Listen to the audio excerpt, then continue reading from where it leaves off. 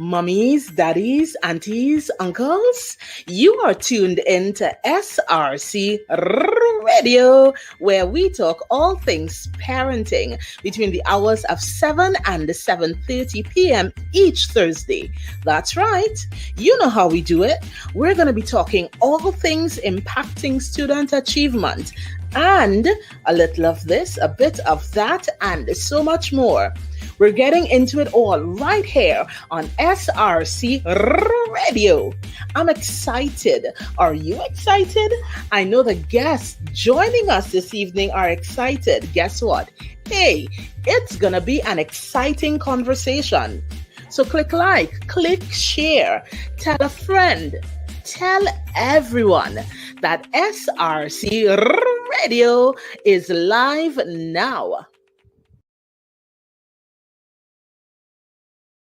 And most definitely, it's SRC Radio with your host, Alina. Super excited. As always, yes, I am always excited. I am excited when we talk about all things parenting, dealing with parenting, supporting parents, helping parents. And that's what SRC Radio is all about. Helping parents, bringing real conversations based on things you, the parents, have messaged in, polled in, written in, called in, and asked about.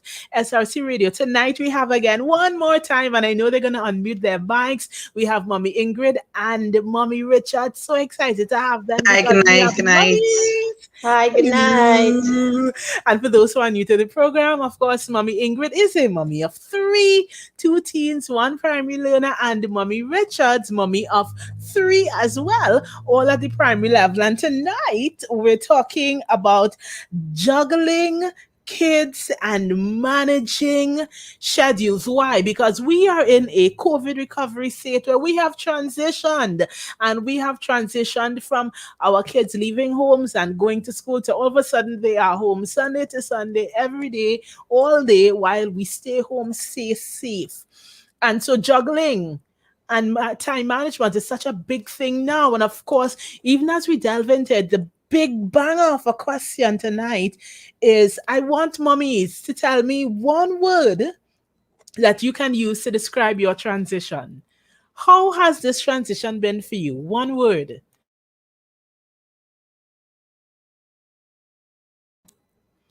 And don't forget, mommy, if you're on mute, what is that?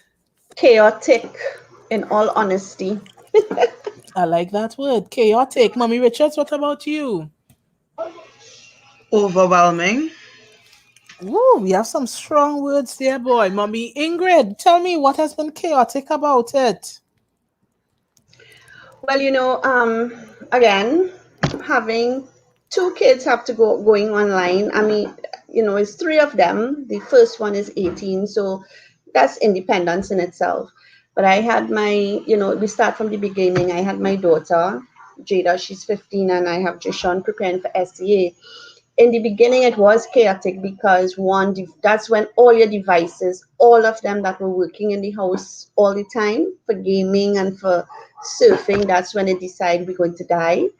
Then we had, internet problems, which we never had in the area before, electricity problems, and just, that whole, as you say, transitioning from just getting up, preparing, dropping them off to school where everything is done, and picking them back up. Now we have to make sure, we have to be the responsible parents and make sure that, what was being done for us, now we have to do ourselves, which I know not just Trinidad, but the whole world, it was new. It still is to a point sometimes. So it caused some chaotic moods and behaviors sometimes, Right. And Mommy Richards, you said overwhelming. Why was it overwhelming for you? For me, it's overwhelming because you are now balancing 3 different age groups, 3 different levels, all trying, because they're all primary school level, all getting accustomed to devices. If you do have problems with the internet, or you have problems on the whole with spontaneous assignments that are going to pop up on us, and being able to juggle everything, that is hard to watch your child have to go on from 8 in the morning, and then sometimes they're finishing assignments at 10 in the night, because you're trying to balance everybody and give them that attention as a parent. So it becomes a bit, I don't want to say unmanageable. It gets done, but it is overwhelming because you yourself working at home and trying to balance everything to make sure you keep this flowing and they feel supported at the same time. It becomes like a weight on your shoulder at point in time. So now 1 year in, the question for both of you, is it still chaotic? Is it still overwhelming? For me, I will say a tad bit at times, dependent on the day, because it's literally taking one day at a time to get things the way that you should, or in order to complete the task that given for each given day. So it's a bit overwhelming, and some days I am like, okay, this went well, and I say amen to that. Yeah. And Mommy Ingrid, what about you? 1 year later, So one is year it still into it, chaotic? no, it's not chaotic, but it can be overwhelming at times Mm. because, well, Jada, she is in Form 3. So she's still at that kind of settled, stage where you go online, you have your work done, you get your assignments done. We have that routine. We know, okay, we have overcome most of the technical problems, which just shown with the help of timetables and schedules, which were all presented. So I should say, I have to be so thankful to yourself, Miss Lewis, for going that extra mile, because if it wasn't because of your willingness to go the extra mile to help us out as parents, I couldn't be telling you this 1 year after. I would still be in major chaos, so it has settled. The chaotic part of it is over. Deshaun and I have a routine. I'm still working on rotation. So whenever I am at the office, which is 3 times a week, he would be with me. He has his own space. He has everything and he has also become so much more independent 1 year after. Maybe the independence was there before, and we tend to baby our kids a lot. So maybe it was there before. I'm not sure. But 1 year after that confidence and independence that he has, he knows as soon as I get settled, he knows to check for his assignments, whether he goes on a live class, whether what it is. The overwhelming part is the fact that it's not real school for them, and sometimes even though it's 1 year after, you still have to be behind them. You have to get this done, and that kind of thing. But it has 1 year after, it's not as bad for me as it was in the beginning. Some one question I want to ask you, Mommy Ingrid, when you think about what has changed, what do you think would have changed for you that would have moved from chaotic and overwhelming to 1 year later, it's much better? What changed for you?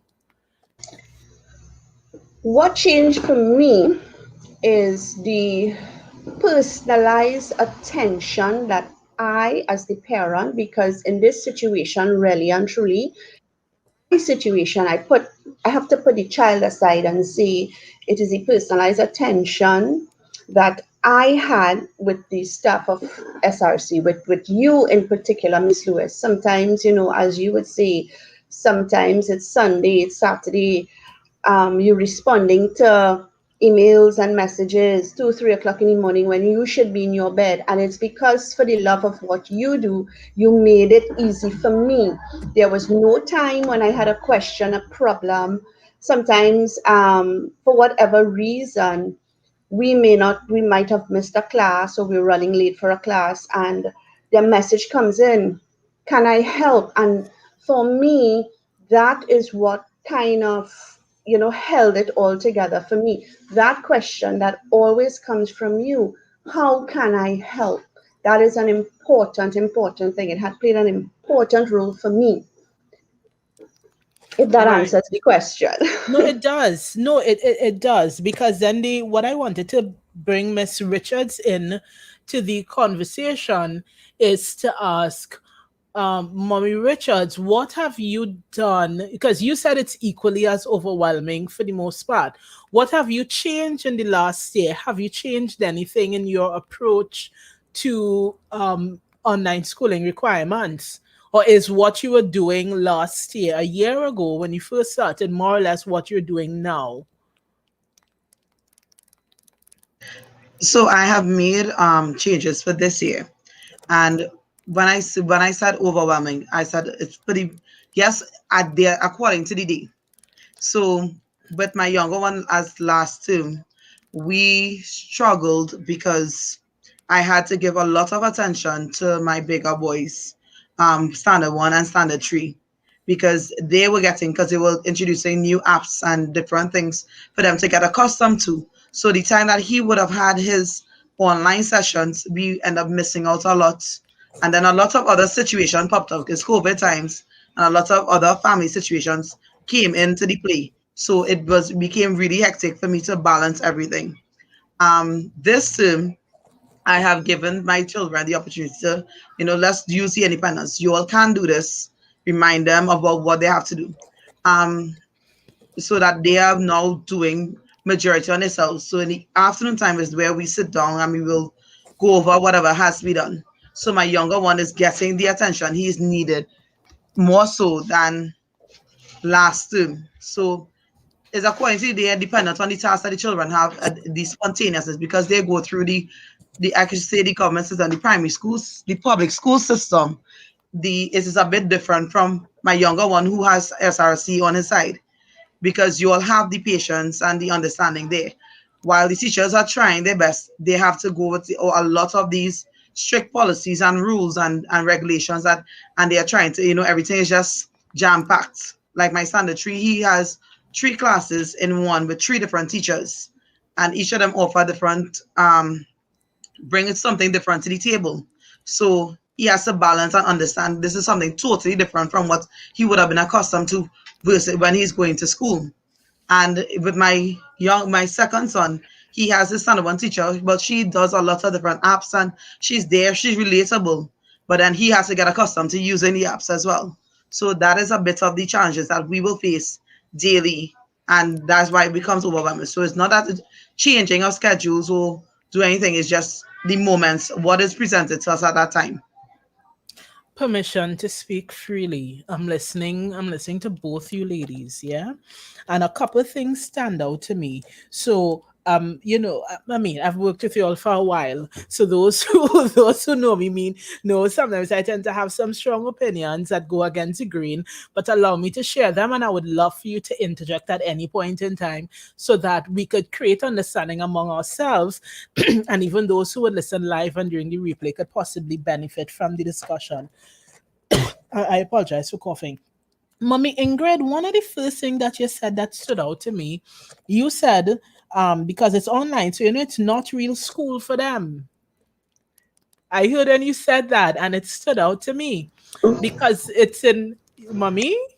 Oh, sorry. I was just going to say when I said that, I didn't mean I think it's not real school, but the children sometimes that pops in their head, and why I said it is because I would even have that conversation with my son, and I have a nephew who's maybe about 7 years old, and when they speak, they can't get back to they're excited to get back to real school. Those are the words they use. So it's sometimes not that I don't think it's real school. It's real. It's very real. But it's the children's, not their mentality, I should say, but that's their thinking. Because we come I online, we sit totally. and yeah. But I wanted to red flag it because remember, while we're chatting, the conversation is for us and for everybody else that would listen, yeah? And the fact that you said it, it really stood out because a lot of people do look at it that way. Now, this is not real school, and we're waiting to get back to real school when we go to physical school. And something that Mommy Richard said, she talked about, but she had to give the bigger two children the attention because they had XYZ going on, and so the younger one didn't really get as much attention. And really, when I listen to a lot of some of the things that are underlying to what is being said, what I hear is a feeling of hopelessness and helplessness. And I really want to encourage us to consider that a lot of it starts with what I call being the master of your own domain. we have to, whether in our workplace, in our home as wives or mothers, or whether directing our kids, whatever else, it's very important that we challenge ourselves and train ourselves to become masters of our own domain. And when we say that, like Mommy Richards, I was listening to you, and if I heard what you did not mean, you can interject at any time and tell me. But what I was hearing you suggest is that a lot of what happens with your child is because of what's happening in school, what's happening with teachers, what's happening with the assignments, and they and when I listen to you, it sounds as though there is so much external influence that this is why you, in your household now, you're having challenges juggling things with the kids and managing your schedules. And while I can recognize that is true, at the same time, I want to challenge you to consider, what about taking it from the perspective that says, how can I take control of this experience? Or rather, how can I have a greater sense of influence over this experience? Am I making sense to you so far, Mommy Richards? Yes, you are. You know, I like when people talk back to man. Yes, Ting. I know. So I don't think it's not being in control of the situation. It's more so, if I can, because I'm trying not to make it sound too biased, because it's like if we're saying a primary school, public school system versus a private school system. But at times when the public school system comes up and pops up and say, well, we have this assignment and this project is due, and then last minute they come and tell you, well, we have you have to submit your child's creative writing book. When at home, you know that your child will be basically sit down there and he writes it in scrap, and then he goes and puts it in his book afterwards just to make sure that he has it down back, because he gives me a version to read over. And then I will say, okay, no problem. We read it over. And then he did not do what he was supposed to do at that point in time. So time takes away from one thing to go to the next, while trying to manage your household, trying to manage work. And then you have spontaneous goals. So some things kind of get leaned. So even though you're not I totally understand all of that, you know. And having understood all of that, I am still encouraging you to consider that you can have a greater sphere of influence. I'll give you an example. Let's take a typical day in the kitchen. How many things can go wrong? The gas could finish when you're cooking. True. The water could go. A plate could break. Current could go. We could count a number of things that could happen in the home to throw your entire day's plan off kilter. But guess what? If it is you are a woman of your house, then you probably have an extra tank of gas, so that whenever the gas finish, even if you didn't estimate the time, how heavy or how light it feel when it feel, you have a tank of gas on standby. If water go, you probably have a tank in the backyard that either runs a line to the house, or you could fill a bucket. If you don't have a tank in your backyard, you probably have a little the pigtail bucket. You have a 2 bucket under the counter, so in case water go, because it happens sometimes, you could have some water you could pull from.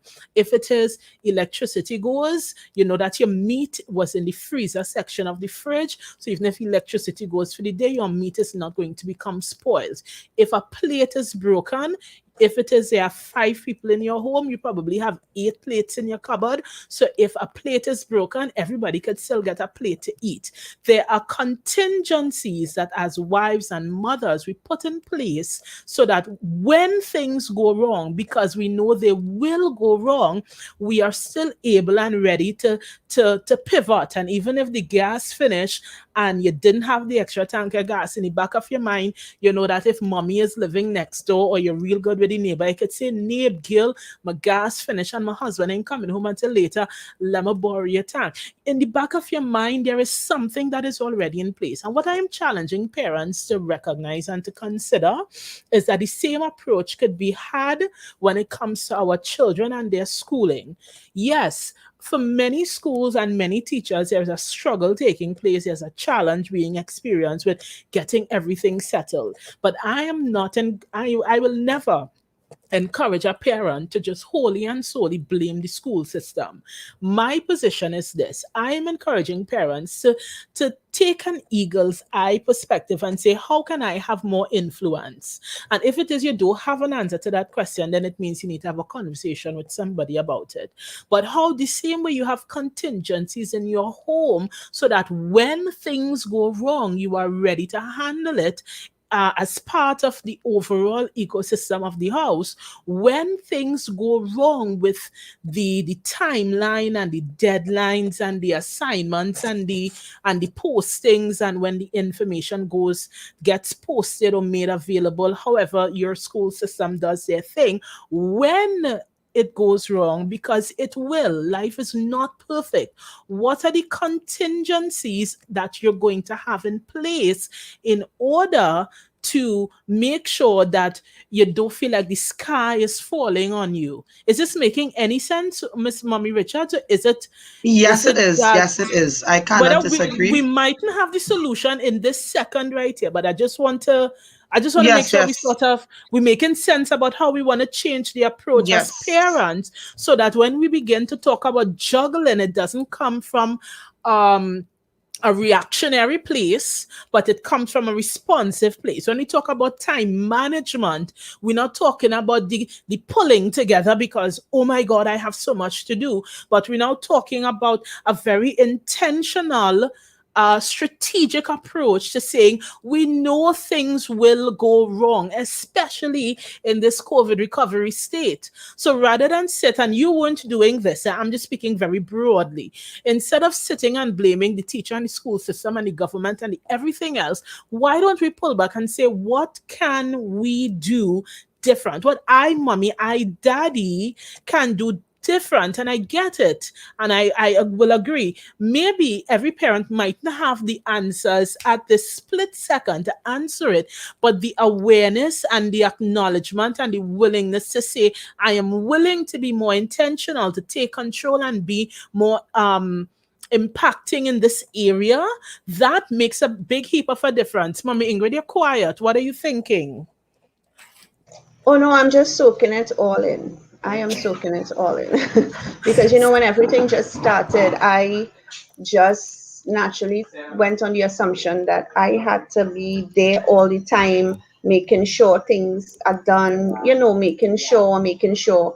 And well, I guess I am a little bit different from Mommy Richards because my kids are a bit older, so I don't have that much of a strain. But with my daughter especially, did you do the assignments?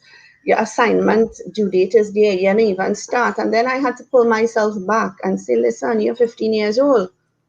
Whether That's right. whether you're in school or you're online and you have assignments and you have homework to do, get it done. Yeah. And I did have to put on that stern approach with her without being, bringing her down or dragging her down, because it had just come down to being lazy.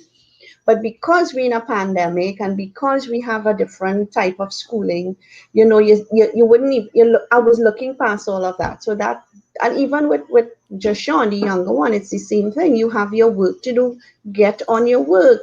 You have missed a time, missed this schedule for you. Why you're not using it? Look at the time yourself. I don't have to sit there and hover over you.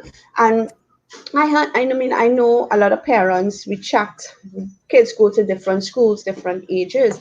And I hearing a lot of parents are saying, they're complaining 1 year after that, teachers are getting paid to do this, and this is so stressful and I have to do this. And I asked a parent someday, she said, but look at my daughter's age. I said, but all you suppose, or all you should be doing at this point, making sure they get up on time, right? um Even if you run late, listen, this is the best thing right now because they don't have to shower and you don't have to run off to school with them. Make sure they log on in time. If they're having problems, that's what you're there for. Mommy, daddy, can you help me? As you say, Miss Lewis, all the time, big brother, big sister. But the teacher is there online and this child is sitting there and the teacher is teaching. Why are you sitting teaching while the teacher is teaching? Or why do you think you have to sit there? You can now go and do what you have to do. That's And right. she's fighting a case and that, and I'm saying no. And then you're complaining that the teacher is getting paid to do this and they're not doing their job. But the teacher is sitting online, the teacher is on the device teaching the child. If per se your child gets restless and, like my brother told me once, teacher busy teaching and, your nephew just gets up and walk off, right? That's, the very beginning. But then this is where you come in. You're not supposed to be in class. Why are you walking away? Get back and sit there. That's all you need to do, Yeah. manage Yeah. what they do and stuff like that. You're not even supposed to manage their time, their assignments. No, right? And I remember in the very beginning, Miss Lewis, that was, well, yeah, that was a little bit of me. And you told me flat once Jishon knows what he has to do, Yeah. let him get up and do it. He's old enough, he's independent enough, and let him gain his independence by doing. Because if they're in the class in front of you, and I told him that the other day, he just fidgeting and he playing and he doing the assignment.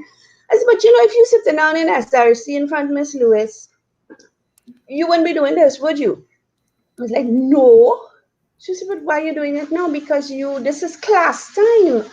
It might be getting work from Google Classroom and and you have your book and you're writing, but this is class time. This is not playtime, fun time, recess time. You get your break and so when I do still hear 1 year after, and I am really baffled by it, why parents are saying teachers getting paid to do this and we have to do it. We not supposed to be doing anything.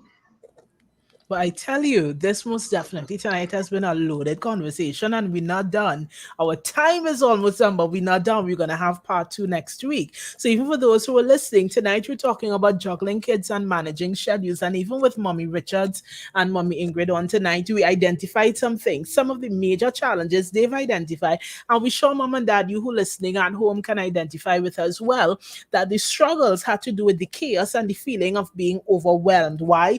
Because we have so many kids, so little devices, and the internet giving trouble because we did not know the difference between the upload speed and the download speed. Boy, oh boy, we had a steep learning curve.